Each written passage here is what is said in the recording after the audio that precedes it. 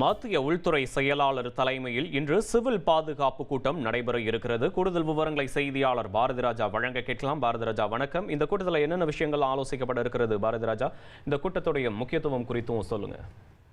கண்டிப்பாக பஹல்காம் தாக்குதலுக்கு பிறகு பதிலடி கொடுக்க இந்தியா தயாராகி வருவது நம்ம அனைவரும் அறிந்ததே. நேற்று கூட ஒரு முக்கியமான அறிவிப்பு இருந்தது.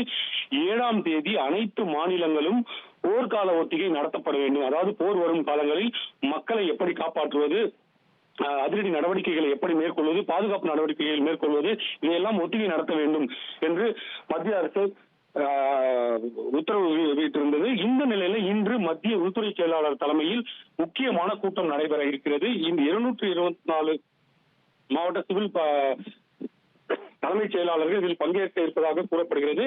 இந்த கூட்டத்தில் முக்கியமான விஷயங்கள், அதாவது 7ஆம் தேதி என்ன மாதிரியான ஒத்திகை மேற்கொள்ள வேண்டும், குறிப்பாக என்னென்ன விஷயங்களை கட்டாயம் பின்பற்ற வேண்டும் என்பதையெல்லாம்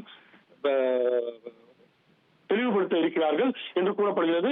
இந்த கூட்டத்தின் முக்கியத்துவம் என்ன என்றால், அதிரடி நடவடிக்கையில் இறங்கிய இந்தியா எப்போது வேண்டுமானாலும் போரை தொடங்கலாம் என்ற ஒரு சூழலில் தான் தற்போது இருக்கிறது. இதன் காரணமாக இந்த கூட்டம் மிக முக்கியத்துவம் வாய்ந்ததாக பார்க்கப்படுகிறது.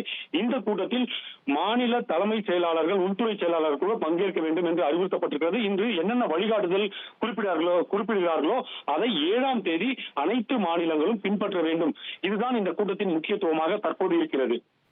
விவரங்களுக்கு நன்றி பாரதிராஜா.